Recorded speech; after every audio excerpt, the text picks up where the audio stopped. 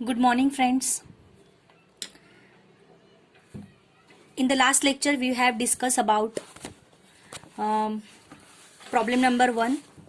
We are taking loss of stock, है ना? From the topic of insurance claim account. Okay. So now we are going to study now problem number 2. ठीक है? I hope problem number first आप सबको समझ में आ गया है. ठीक है ना?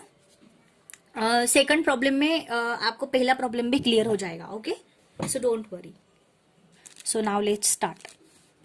अ fire occurred in the business premises. Business premises में फायर ऑक्यूर हो गया, यानी फायर आग पकड़ ली of Mumbai traders, Mumbai, on 15 October 2015. On which date? 15 October 2015. ठीक है. नाउ from the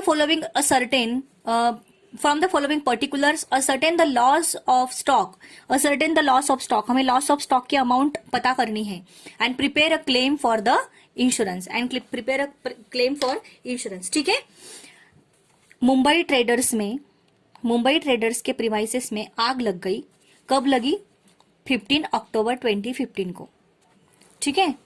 एंड नीचे दिए गए हुए पर्टिकुलर से हमें लॉस ऑफ स्टॉक की अमाउंट निकालनी है और इंश्योरेंस क्लेम हमें प्रिपेयर करना है. क्लेम फॉर द इंश्योरेंस हमें प्रिपेयर करना है. ठीक है. तो हम लोग देखेंगे अभी क्या दिया है.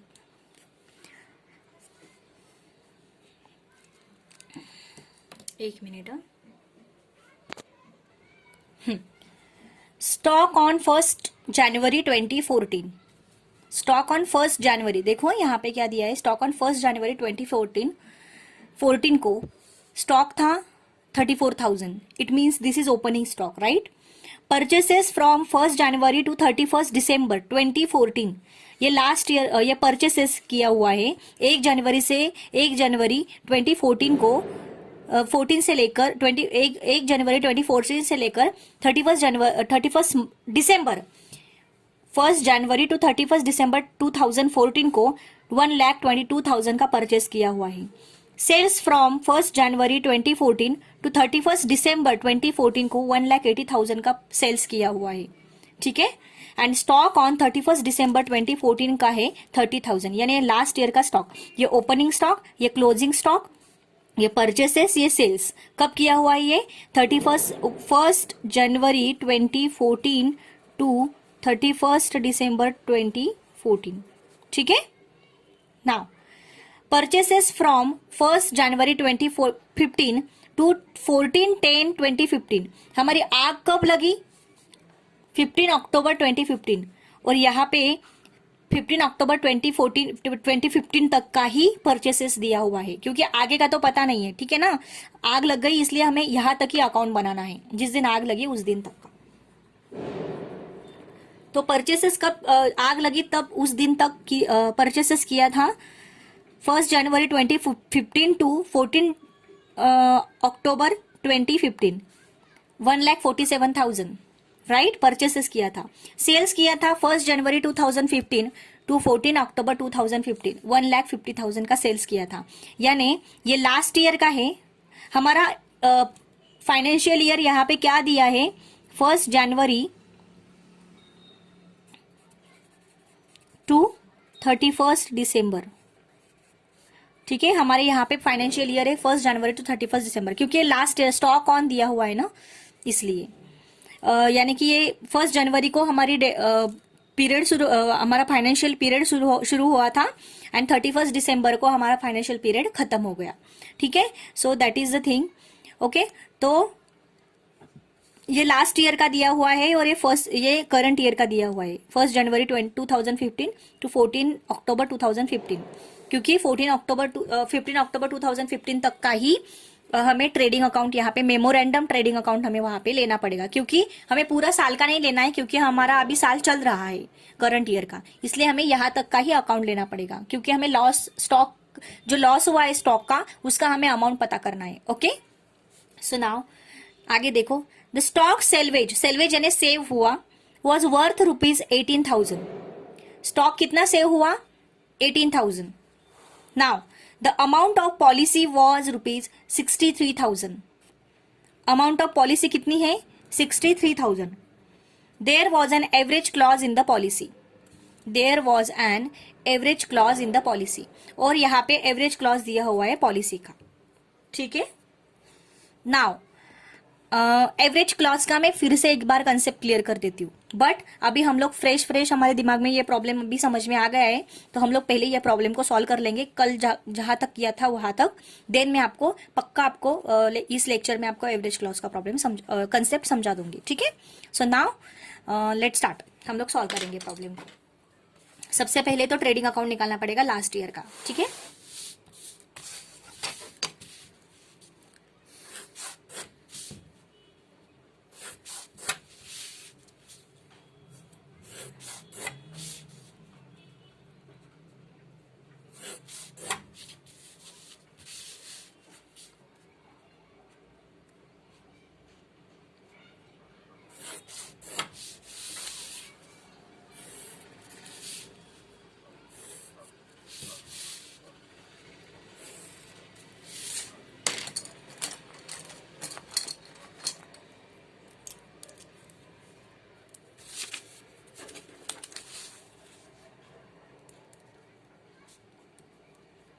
In the books of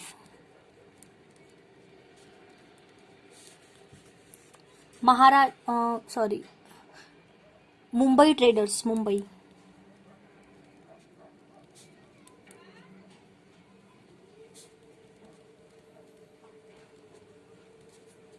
Okay. For the year ended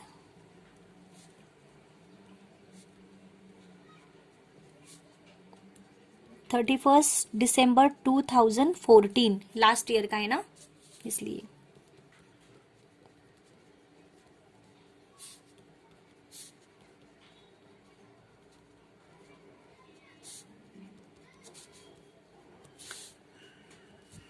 ठीक है.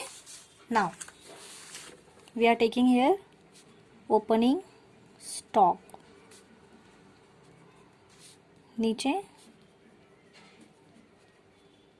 परचेसेस, यहाँ पे सेल्स. राइट ना. देन यहाँ पे क्लोजिंग स्टॉक लेते हैं. ठीक है, वो बाद में लेंगे. Now let's start step by step जाएंगे.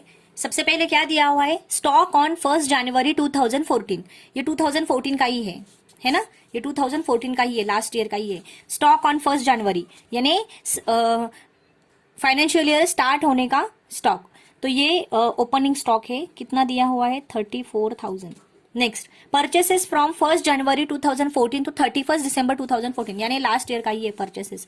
कितना परचेस किया हुआ है? 1,22,000. नेक्स्ट, सेल्स भी क्या है? 1 जनवरी 2014 टू 31 दिसंबर 2014 यानी यही ईयर का. तो कितना है sales? 1,80,000. Right. Next, stock on 31 December 2014 यानी लास्ट ईयर का स्टॉक. क्लोजिंग स्टॉक कितना है? 30,000. राइट. यानी क्लोजिंग स्टॉक है. बस इतना ही है. आगे तो नेक्स्ट ईयर का दिया हुआ है, तो हम लोग इसको टोटल कर लेंगे. करो, इसकी टोटल कितनी आई गई? 2,10,000 आई थिंक. यस. इसकी 156. Right. 2,10,000 minus 156,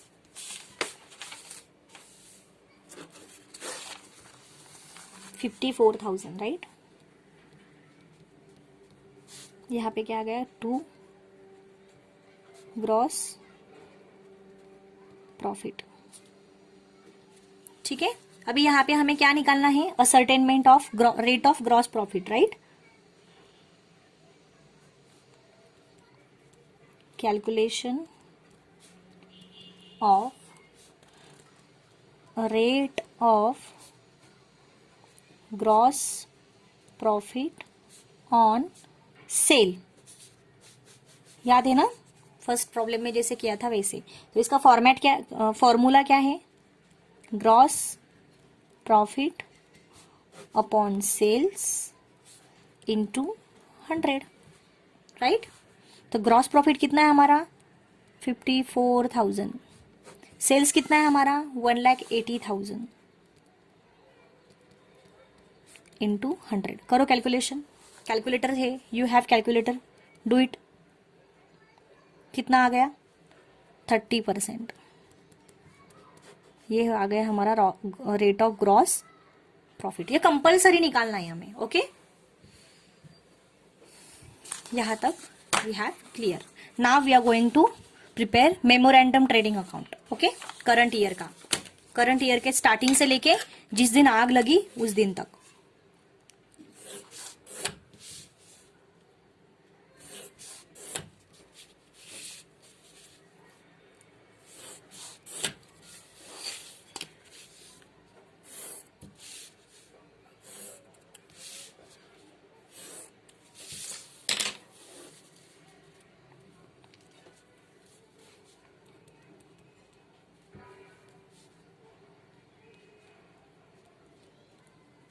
memorandum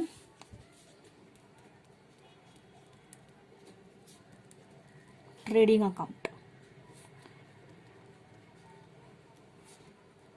for the year only, ठीक है, फॉर द ईयर और पीरियड 1 जनवरी 2015 टू, आग कब लगी 15 अक्टूबर, राइट, 15 अक्टूबर 2015, इस दिन तक आई। So debit credit particulars rupees, particulars rupees, यहाँ पे भी वैसे ही ले लेना है। To opening stock, to purchases by sales, okay, and by stock. यहाँ पे क्लोजिंग स्टॉक नहीं आएगा, यहाँ पे स्टॉक आएगा। कौन सा स्टॉक, लास्ट डे, मतलब जिस दिन आग लगी उस दिन तक का, on the date of fire, right, उस दिन तक का स्टॉक। तो ये स्टॉक हमें यहाँ पे निकालना है, ठीक है। नाउ ओपनिंग स्टॉक कितना है, यहाँ पे दिया हुआ है क्या क्वेश्चन में ओपनिंग स्टॉक, नो। तो ये ओपनिंग स्टॉक कौन सा लेना होता है हमें, लास्ट ईयर का क्लोजिंग स्टॉक, ये कैरी फॉरवर्ड होके नेक्स्ट ईयर, करंट ईयर में, नेक्स्ट ईयर में ये ओपनिंग स्टॉक हो जाता है। तो लास्ट ईयर का क्लोजिंग स्टॉक कितना है, लास्ट ईयर का क्लोजिंग स्टॉक है वी हैव 30,000, राइट। सो ये लास्ट ईयर का क्लोजिंग स्टॉक नेक्स्ट ईयर में कौन सा हो जाता है, ओपनिंग स्टॉक, कैरी फॉरवर्ड हो जाता है, तो 30,000, right. Next purchases from 1 January 2015 to 14 October 2015, यानी दिस ईयर का कितना है 1,47,000, तो write down year 1,47,000। Next sales from 1 January 2015 to 14 October 2015, sales कितना है 1,50,000, राइट। अभी यहाँ पे हमें ग्रॉस प्रॉफिट हमें कैसे लेना है, मेमोरेंडम ट्रेडिंग अकाउंट में ग्रॉस प्रॉफिट हमें लेना है। हमने जो रेट ऑफ ग्रॉस प्रॉफिट निकाला है, हमने जो रेट ऑफ ग्रॉस प्रॉफिट निकाला है उसका वही लेना है 30% ऑन सेल्स पे, ठीक है। तो हम लोग यहाँ पे लेंगे 30% ऑन सेल्स। हमारा सेल्स कितना है 1,50,000, 1,50,000 पे 30% कितना आ गया, करो कितना आ गया 45,000 आ गया, राइट ना, 45,000। So we can write down here. हमें वैसे ही लेना है यहाँ पे ग्रॉस प्रॉफिट, ठीक है, मेमोरेंडम अकाउंट में, मेमोरेंडम ट्रेडिंग अकाउंट में हमें वैसे ही निकालना है, ठीक है। नाउ कैलकुलेशन करो, ये साइड बड़ी आएगी 140, 170, 170, 147,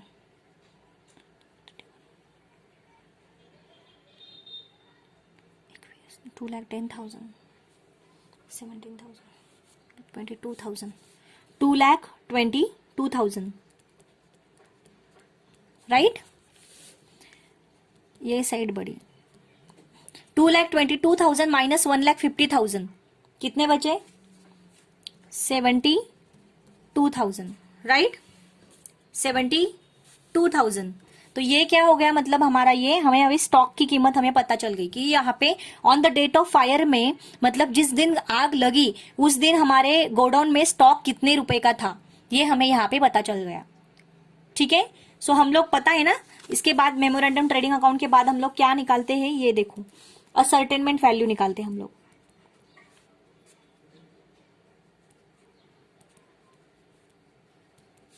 ascertainment value of stock destroyed by fire,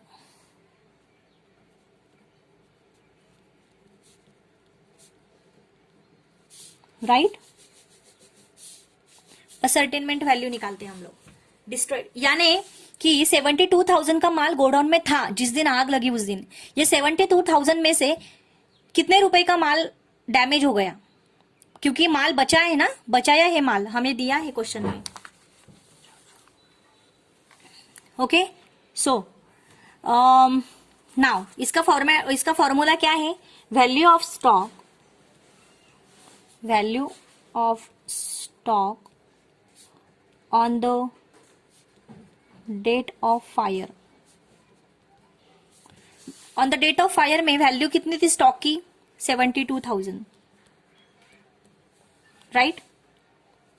next, less, less क्या करेंगे हम लोग, लेस क्या करेंगे, कितने रुपए का माल बचाया है, माल बचाया कितने रुपए का है, देखो क्वेश्चन में दिया हुआ है, the stock salvage was worth ₹18,000, stock salvage was worth ₹18,000, यानी माल 18,000 रुपीज का बचाया है माल। सो यहां पे आएगा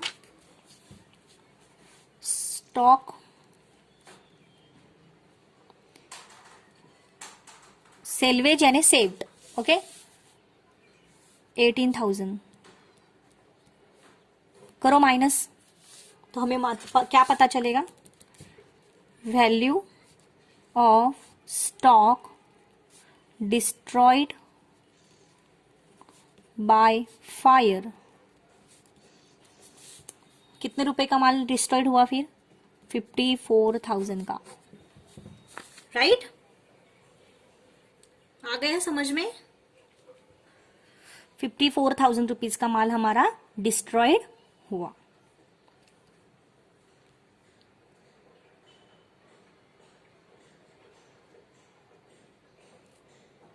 ओके, सो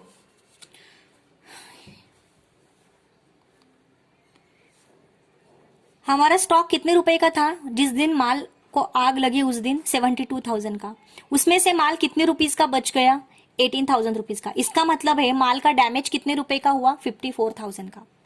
सो यही वैल्यू हमें निकालनी थी। ओके, सो उन्होंने नेक्स्ट क्या बोला है, इन्होंने प्रिपेयर करने तो बोला है, ठीक है, बट उन्होंने देखो यहाँ पे अमाउंट पॉलिसी भी दे रखी है कि इंश्योरेंस पॉलिसी की अमाउंट कितनी है, 63,000, and there was in average clause in the policy, और एवरेज क्लॉज भी है पॉलिसी का एवरेज क्लॉज भी दिया हुआ है। एवरेज क्लॉज का मतलब होता है कि आपको प्रोपोर्शन में आपको इंश्योरेंस का अमाउंट आपको दिया जाएगा, प्रोपोर्शन में, कि आपकी पॉलिसी कितने की है और आपको नुकसान कितना हुआ है, इस प्रोपोर्शन में आपको उसकी अमाउंट दी जाएगी। ठीक है, तो हम लोग एक बार उसको देख लेते हैं, then I will explain you. ठीक है, तो आपको दूसरा क्या निकालना है, उन्होंने बोला है कि देयर वॉज एन, देखो यहाँ पे दिया हुआ है, there was an average clause in the policy, there was an average clause in the policy. So हम लोग अभी एवरेज क्लॉज निकालेंगे। सो यहाँ पे हमें एप्लीकेशन देना है, application of the average clause. ठीक है, उन्होंने बोला है एवरेज क्लॉज, तो हमें यहां पे निकालना है। देखो इसका फॉर्मूला है क्लेम का फॉर्मूला क्या है, value of insurance policy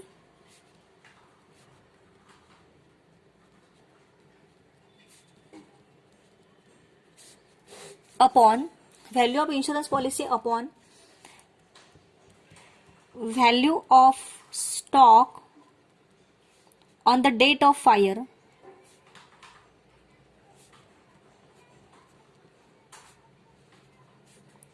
right. Value of insurance policy की वैल्यू और value of stock on the date of fire, date of fire के टाइम पे स्टॉक कितने रुपए का था, और इनटू लॉस ऑफ फायर या फिर loss of stock, loss of stock, stock का लॉस कितना हुआ। तो we have this three amount. Insurance policy, value of insurance policy कितने रुपीस की थी, देखो यहाँ पे क्वेश्चन में दिया हुआ है कितने रुपीस की थी इंश्योरेंस पॉलिसी, 63,000 रुपीज की थी इंश्योरेंस पॉलिसी। ओके 63,000 रुपीज की upon value of stock on the date of fire, date of fire के टाइम पे हमारे पास स्टॉक कितने रुपीस का था, 72,000 रुपीज की था, into loss of stock, stock का लॉस कितने रुपीस का हुआ, 54,000 रुपीज का। करो calculation, you have calculator, do it fast. It means कि क्लेम हमारा कितने रुपीस का होगा, 63,000 अपॉन 72,000 इंटू 54,000। सो हमारा क्लेम होगा 47,250 का।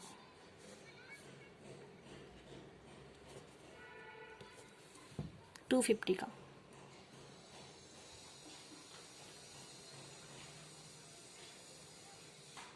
ओके तो यहाँ पे एवरेज क्लॉज दिया हुआ है, तो एवरेज क्लॉज के हिसाब से ही यहाँ पे आएगा। इट मीन्स कि हमारा लॉस ऑफ स्टॉक कितने का हुआ है, 54,000 का, बट क्लेम हमारा कितने रुपीस का होगा, 47,250 का होगा एवरेज क्लॉज अप्लाई करके। ओके सो यहाँ पे हमें नोट देना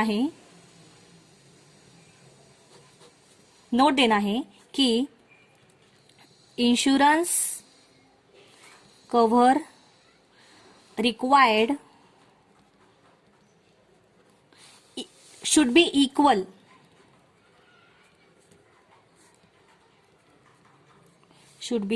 equal to the value of stock on the date of fire,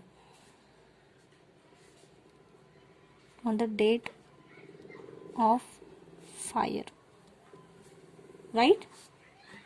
मुझे एक बात बताओ, जिस दिन हमारा माल गोडाउन में था, ठीक है, जिस दिन आग लगी उस दिन हमारा माल गोडाउन में कितने रुपीस का था, 72,000 रुपीस का। कितने रुपीस का था, 72,000 रुपीस का। बट हमारी पॉलिसी, हमने इंश्योरेंस पॉलिसी कितने रुपीस की करी है, 63,000 की। कितने रुपीस की करी है, 63,000 की। मतलब हमारा स्टॉक ज्यादा है और इंश्योरेंस कम है। समझ में आ गया, हमारा स्टॉक ज्यादा था और इंश्योरेंस कम है। ये माल हमने बचा लिया, ये बात अलग है, बट 72,000 का स्टॉक है और आप इंश्योरेंस करवा रहे हो 63,000 का, राइट? तो जब भी आपके पास स्टॉक की वैल्यू ज्यादा होती है और इंश्योरेंस की वैल्यू कम होती है, in that time you have to apply for the average clause. Got it my point? Yes. Okay. So whenever you have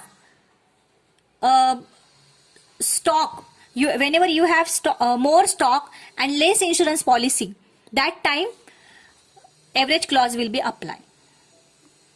Okay, ठीक है? So that is why यहाँ पे amount of claim का amount कितने rupees का होगा, 47,250 का होगा। समझ में आ गया? 54,000 था ना, 54,000 रुपीज लॉस हो गया, सो उसमें से हमें 47,250 रुपीज हमें यहाँ पे मिलेंगे। समझ में आ गया एवरेज क्लॉज का कंसेप्ट, कि आपके पास स्टॉक ज्यादा है, स्टॉक की वैल्यू ज्यादा है और इंश्योरेंस की वैल्यू कम है।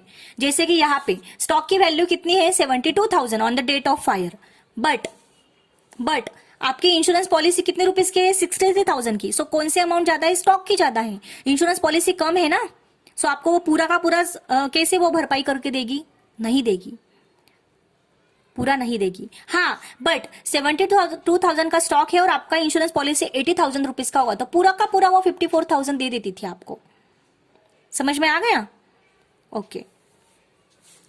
तो इसीलिए on the date of fire आपका स्टॉक ज्यादा होगा और आपकी पॉलिसी, इंश्योरेंस पॉलिसी कम होगी, उस टाइम पे एवरेज क्लॉज अप्लाई होगा, अदरवाइज नहीं। ओके। पहले प्रॉब्लम में तो एवरेज क्लॉज का कुछ भी नहीं दिया था और इंश्योरेंस पॉलिसी का भी नहीं दिया था, इसलिए हमने इक्वल कर दिया था। ठीक है। पहले प्रॉब्लम में हमें इंश्योरेंस पॉलिसी का अमाउंट भी नहीं दिया था और एवरेज क्लॉज का भी कुछ नहीं बताया था। इंश्योरेंस पॉलिसी का अमाउंट नहीं दिया इसलिए एवरेज क्लॉज नहीं अप्लाई हुआ, इसलिए हमने वहां पे अज्यूम कर लिया कि हमारे पास इंश्योरेंस पॉलिसी उतने रुपीस की है, इसलिए अमाउंट ऑफ क्लेम भी उतना ही होगा। ओके, आ गया ये समझ में आपको? एक बार फिर से समझा देती हूँ। देखो, सबसे पहले हमने लास्ट ईयर का ट्रेडिंग अकाउंट प्रिपेयर किया, ग्रॉस प्रॉफिट निकाला, देन हमने रेट ऑफ ग्रॉस प्रॉफिट निकाला। रेट ऑफ ग्रॉस प्रॉफिट का फॉर्मूला है gross profit upon sales into 100। 54 gross profit था 54,000, सेल्स था 1,80,000 इंटू 100, हमारा रेट ऑफ ग्रॉस प्रॉफिट कितना आ गया? 30,000, है ना? रेट ऑफ ग्रॉस प्रॉफिट, ठीक है, 30% आ गया, 30%। तो हमने मेमोरेंडम ट्रेडिंग अकाउंट निकाला। मेमोरेंडम ट्रेडिंग अकाउंट क्या होता है? करंट ईयर का 1 जनवरी से लेकर, हमारा फाइनेंशियल ईयर है इस प्रॉब्लम का 1 जनवरी टू 31 दिसंबर। तो 1 जनवरी 2015 टू जिस दिन आग लगी उस दिन तक का ही हमें यहाँ पे ट्रेडिंग अकाउंट निकालना है। That is why we can call it memorandum account. Okay, तो 15 अक्टूबर को आग लगी, इसलिए 15 अक्टूबर तक का ही यहाँ पे ट्रेडिंग अकाउंट लेना है। So opening stock, last year का क्लोजिंग स्टॉक कैरी फॉरवर्ड हो जाता है नेक्स्ट ईयर में ओपनिंग स्टॉक। तो ये लास्ट ईयर का क्लोजिंग स्टॉक यहाँ पे ओपनिंग स्टॉक आ गया। परचेसेस दिया था 1,47,000, सेल्स दिया था 1,50,000। ठीक है, यहाँ पे ग्रॉस प्रॉफिट निकालना है हमें। हमने रेट ऑफ ग्रॉस प्रॉफिट कितने रुपीज का निकाला? कितने परसेंट निकाला? 30%। तो यहाँ पे 30% ऑन सेल्स पे लेना है। ओके, सेल्स था हमारा 1,50,000, 1,50,000 पे 30% कितना आ गया? 45,000। ओके, सो इनकी टोटल कर ली, 2,22,000 आ गई। 2,22,000 में से 1,50,000 गए। इट मीन्स कि हमारा स्टॉक डेट ऑफ फायर तक का था 72,000। ओके, जिस दिन आग लगी उस दिन का हमारा स्टॉक था 72,000 रुपीज का। ओके, तो हमने यहाँ पे हमारी लॉस स्टॉक मतलब हमारे स्टॉक का लॉस कितना हुआ वो हमें यहाँ पे लेना है, असर्टेनमेंट वैल्यू निकालनी है। सो इसका फॉर्मूला है value of stock on the date of fire. Date of fire के टाइम पे हमारे स्टॉक की वैल्यू कितनी थी? 72,000, जो हमने अभी यहाँ पे निकाली। ओके, देन लेस क्या किया? स्टॉक सेल्वेज यानी सेव, स्टॉक कितना सेव किया हमने? दिया है क्वेश्चन में 18,000। गोडाउन में माल इतने रुपीज का था 72,000 का, उसमें से हमने माल बचा लिया 18,000 का। इट मीन्स हमारा माल डिस्ट्रॉयड कितने रुपीज का हुआ? 54,000 रुपीज का हुआ। हमारा माल कितने रुपीज का डिस्ट्रॉयड हुआ? 54,000 रुपीज का। ओके, सो यहाँ पे हमें देखो 72,000 रुपीज का माल है और हमारी इंश्योरेंस पॉलिसी कितने रुपीज की है? 63,000 रुपीज की। इट मीन्स की हमारी इंश्योरेंस पॉलिसी हमारे स्टॉक से कम है, हमारे स्टॉक से कम है ना? तो इसलिए यहाँ पे एवरेज क्लॉज लगेगा। एवरेज क्लॉज मीन्स कि इंश्योरेंस क्लेम प्रोपोर्शन, स्टॉक के प्रोपोर्शन में हमें देना होता है। ओके, वो पूरा का पूरा नहीं देगी। ओके, तो यहाँ पे क्लेम कितने रुपीज का होगा ये यहाँ पे देना है। तो इसका फॉर्मूला है value of insurance policy upon value of stock on the date of fire into loss of stock. तो यहाँ पे वैल्यू ऑफ इंश्योरेंस पॉलिसी 63,000 की थी, value of stock on the date of fire 72,000 rupees का था and loss of stock कितने rupees का हुआ? 54,000 रुपीज का। इसके लिए ये इनका कैलकुलेशन कर लिया तो हमारा क्लेम आ गया 47,250 रुपीज का। तो हमारा क्लेम होगा 47,250 का। ओके, सो यहाँ पे नोट हमने दिया कि insurance cover required should be equal to the value of stock on the date of fire. Value of stock on the date of fire की जो अमाउंट है वो और इंश्योरेंस की अमाउंट वो सेम होनी चाहिए, तभी आपको पूरा का पूरा लॉस का रिकवरी मिलेगा, अदरवाइज नहीं मिलेगा। Okay, so amount of claim कितने रुपीज का हो गया फिर? 47,250 का। I hope you all are understand guys. ठीक है, नाउ ये था हमारा प्रॉब्लम नंबर 2। ये था हमारा प्रॉब्लम नंबर 2। आई होप आप सबको समझ में आ गया होगा। धीरे धीरे से करो, शांति से करो, कोई भी घाई गड़बड़ी नहीं है। ये बहुत ही इजी टॉपिक है, बहुत ही अच्छा है, आपको धीरे धीरे समझ में आ जाएगा। आई होप आपको ये सेकंड प्रॉब्लम समझ में आ गया हो। ठीक है. Now we are going to study problem number 3. चलो, now we are going to move problem number 3. Problem number 3. So let's take. There was a fire in the business. Business में आग लगी, बिजनेस में प्रीमाइसेस को आग लगी of Baroda traders, Baroda को आग लगी. ठीक है, कब लगी? 15 अक्टूबर 2015 को, 15 अक्टूबर 2015 को. From the following particulars ascertain the loss of stock and prepare a claim for insurance. Loss of stock की वैल्यू हमें निकालनी है और इंश्योरेंस क्लेम प्रिपेयर करना है. ओके, ना नेक्स्ट. स्टॉक ऑन 1 जनवरी 2014, यानी ये भी, इसका भी फाइनेंशियल ईयर 1 जनवरी टू 31 दिसंबर ही है. ठीक है, स्टॉक ऑन 1 जनवरी 2014 को है 15,300. Purchase from 1 January to 31 December 2014 61,000. Sales from 1 January 2014 to 31 December 2014 90,000. Right. Purchases from 1st January 2015 to 14 October 2015 73,500. यहाँ पे देखो 1 जनवरी 2015 टू 14 अक्टूबर 2015, यानी जिस दिन आग लगी उसके एक दिन पहले का तक का अमाउंट. ठीक है, 73,500. Sales from 1 January 2015 to 14 October 2015 75,000, यानी करंट ईयर का या लास्ट ईयर का दिया हुआ है. ठीक है. Now next, the stock were always valued. देखो यहाँ पे एक ट्विस्ट आ गया, अभी एक नया है यहाँ पे. द स्टॉक वेयर, ये जो स्टॉक्स है, स्टॉक्स दिया हुआ है, स्टॉक नहीं, स्टॉक्स. ये जो स्टॉक्स है were always valued at 90% of the cost. यहाँ पे जो वैल्यूज दी हुई है ये, इनकी वैल्यू 90% ही है कॉस्ट के. तो हमें 100% तो चाहिए ना स्टॉक की वैल्यू, है ना, बट यहाँ पे 90% ही दी है, तो हमें यहाँ पे 100% करनी है. ठीक है, हम लोग बाद में करेंगे ये. आगे देखो, द स्टॉक सेव, स्टॉक बच गया, वॉज वर्थ ₹9,000. 9,000 रुपीज का स्टॉक सेव हो गया. We have save from the fire. Okay, how much rupees? 9,000 rupees का. Okay, the amount of the policy was 31,500. 31,000 rupees की हमारी इंश्योरेंस पॉलिसी थी. ठीक है. There was an average clause in the policy, और यहाँ पे एवरेज क्लॉज पॉलिसी की थी. इसका मतलब है कि हमारी इंश्योरेंस पॉलिसी कम है. जिस दिन गोडाउन में माल था आग लगने के दिन पे, वो वैल्यू से ये इंश्योरेंस पॉलिसी कम है, इसलिए यहाँ पे एवरेज क्लॉज उन्होंने निकालने को बोला है. ठीक है, लेट्स स्टार्ट. नाउ यहाँ पे देखो 90% वैल्यू दिया हुआ है, तो हमें 100% यहाँ पे लेना है. ठीक है,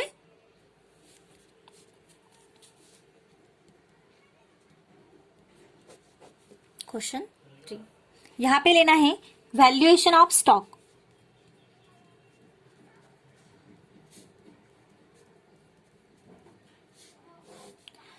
ठीक है, अभी सबसे पहले हम लोग ओपनिंग स्टॉक का अमाउंट ले लेंगे. Opening stock on 1 January 2014. 1 January 2014. अभी यहाँ पे इसका फॉर्मेट है, देखो सबसे पहले तो मैं इसका फॉर्मेट ले लेती हूँ. वैल्यूएशन ऑफ स्टॉक का फॉर्मेट क्या होता है? सबसे पहले तो कॉस्ट प्राइस. कॉस्ट प्राइस कितनी होती है? 100. राइट. कॉस्ट प्राइस क्या है? 100, क्योंकि 90% कॉस्ट के 90% बोला है, इसका मतलब है कॉस्ट प्राइस हमने अज्यूम कर ली 100 माइनस, मतलब देखेंगे हम लोग. ठीक है, माइनस वैल्यूएशन एट 10% कॉस्ट. कितने रुपीज कम है वैल्यूएशन? 10 रुपीज कम है ना, और हमारी वैल्यू कितनी है? Under valued amount 90. इसका मतलब है 100 माइनस 10 इज इक्वल टू 90, मतलब ये अमाउंट हमारे पास है.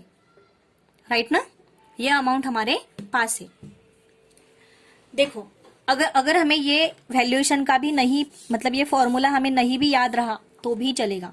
देखो मैं आपको एक इजी तरीका बताती हूँ। वैल्यूएशन ऑफ स्टॉक यहां पे लेना है। इफ 90%, मतलब अगर 90% वैल्यू ओपनिंग स्टॉक की एक एक एक 2014, अगर 90% वैल्यू 2014 की 1 जनवरी 2014 की वैल्यू है 15,300, तो 100% की कितनी है ना। तो इसका क्रॉस मल्टीप्लिकेशन होगा ना, पता है ना हमें, इसका क्रॉस मल्टीप्लिकेशन होगा। 90, अगर 90 की वैल्यू 50,300 है, अगर 90 की वैल्यू 50,300 है, तो 100 की वैल्यू कितनी, तो कितना आ गया यहाँ पे बोलो। इसका क्रॉस मल्टीप्लिकेशन हो जाएगा 15,300 इंटू 100 अपॉन 90, तो इसका वैल्यू हमें मिल जाएगा 100% का। सो 100% का वैल्यू है 17,000।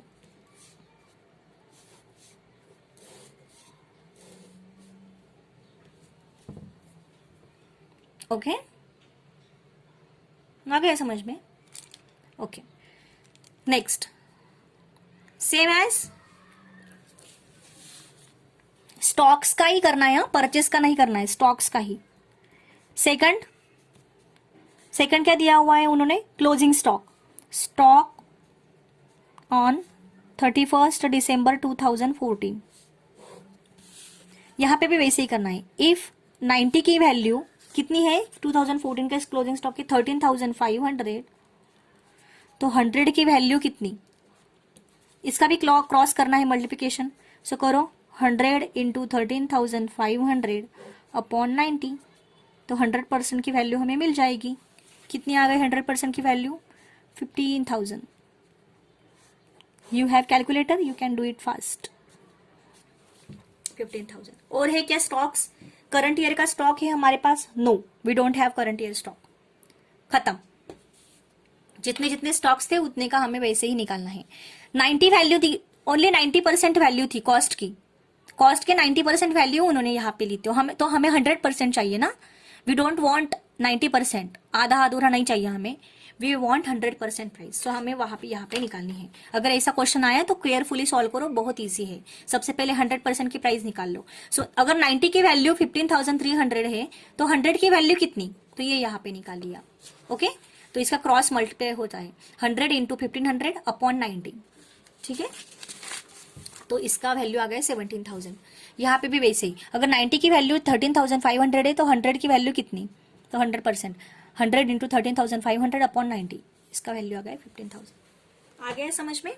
बाकी इतने स्टॉक्स नहीं दिए हुए हैं, सेल्स परचेस नहीं आता इसमें, सिर्फ स्टॉक्स, उन्होंने सिर्फ स्टॉक्स बोला है। ओके, तो हम लोग यहाँ पे अभी ट्रेडिंग अकाउंट निकालेंगे।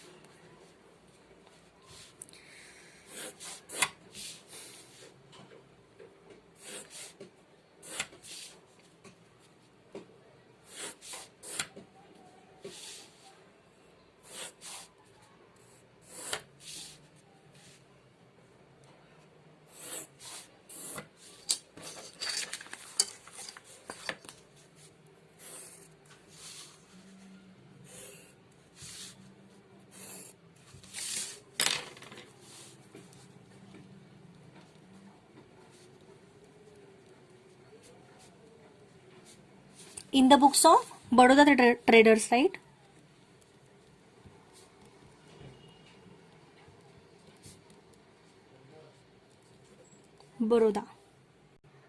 Baroda traders, Baroda.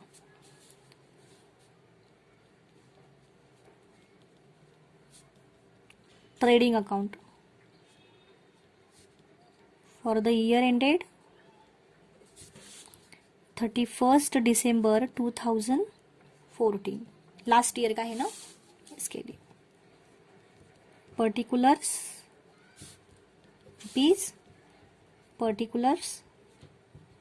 रुपीज, ठीक है। Now to opening stock, to purchases, by sales. Opening stock कितने रुपीज का है लास्ट ईयर का, 15,300, बट हमने यहाँ पे वो 90% ही वैल्यू थी, हमें 100% निकाली हमने 17,000। नेक्स्ट परचेसेस 1 जनवरी 2014 to 31 2014 61,000, ये तो जैसे कि वैसे ही आएगी। सेल्स लास्ट ईयर का ही दिया हुआ है 90,000, right. Now closing stock by closing stock 31 दिसंबर का दिया हुआ है, राइट ना। कितना है क्लोजिंग स्टॉक 13,500, बट ये 90% ही वैल्यू है, हमने 100% निकाली 15,000।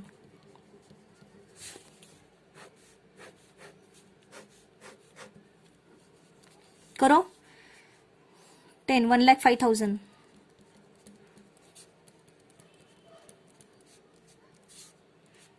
1,05,000 minus 78,000,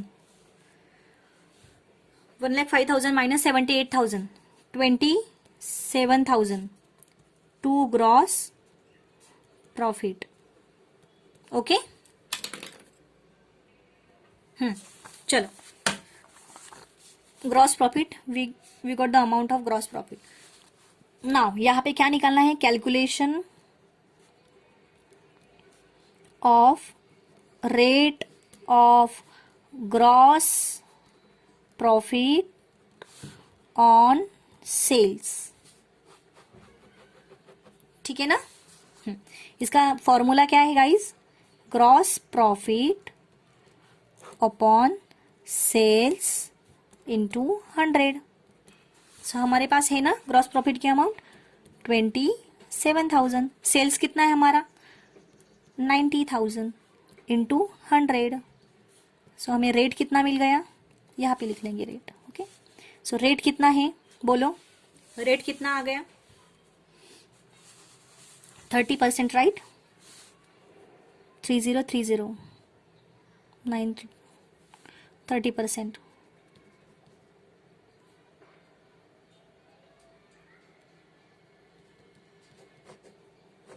you have calculator, you can do it fast, ठीक है। 30% रेट हमें मिल गया ग्रॉस प्रॉफिट का। सो अभी हम लोग यहाँ पे मेमोरेंडम ट्रेडिंग अकाउंट निकालेंगे, या आप लोग कर लोगे,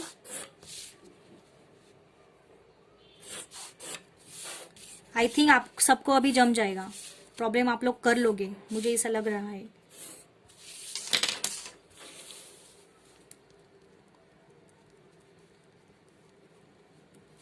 memorandum trading account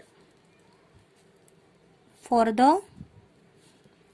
year ended 1 January 2015 to 15 October 2015, है ना। आग लगी उस दिन था, उस दिन का। Particulars rupees, particulars rupees to opening stock to purchases by sales by stock, right. Stock कौन सा on the date of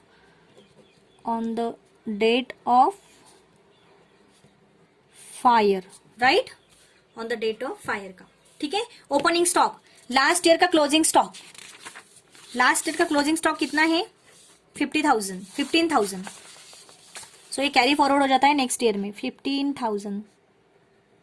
okay, purchases कितना दिया हुआ है, परचेसेस करंट ईयर का 73,500, सेल्स करंट ईयर का 75,000। ओके, यहाँ पे क्या आ जाएगा, हो गया, बस उतना ही है। Gross profit, rate of gross profit कितना है हमारा 30% ऑन सेल्स। हमारा सेल्स कितना है 75,000, 75,000 पे 30% निकाल लो, कितना आ गया, करो कैलकुलेशन 22,500। कैलकुलेटर से करो 75,000 इंटू 30%, परसेंट का भी सिंबल होता है वहां पे, या फिर 75,000 इंटू 30/100। ओके, 22,500 आ गया। सो हमें लॉस ऑफ स्टॉक की वैल्यू हमें पता चल जाएगी डेट ऑफ फायर के टाइम पे। करो इनका टोटल करो, कितना आ गया इनका टोटल? 73,500 प्लस 15,000 प्लस 22,500, 1,11,000, 1,11,000 ही आएगा, 1,11,000 है ना? 7, हाँ 1,11,000। Okay, right right right right,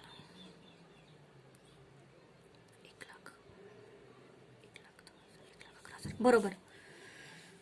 चलो बरोबर. 1,11,000 upon minus 75,000, 1,11,000 minus 75,000, 36,000. We got the amount. 36,000 rupees का जो स्टॉक है वो डेट ऑफ फायर के टाइम पे गोडाउन में था. ठीक है. सो भी यहाँ पे क्या आ जाएगा? First ascertainment, right? Ascertainment, calculation ascertainment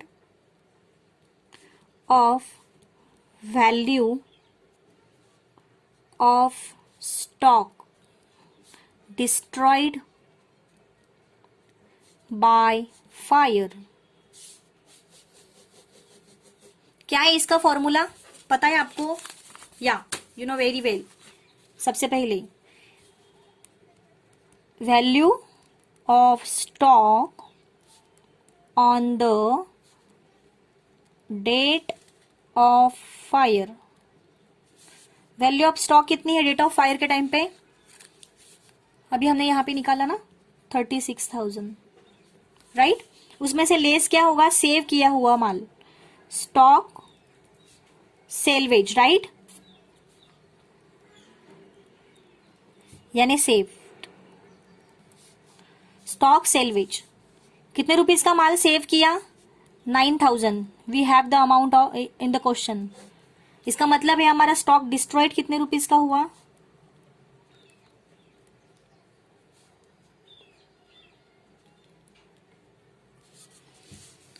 कितने रुपीस का हमारा स्टॉक डिस्ट्रॉयड हुआ? 36 माइनस 9, 27,000 रुपीस का माल हमारा डिस्ट्रॉयड हो गया.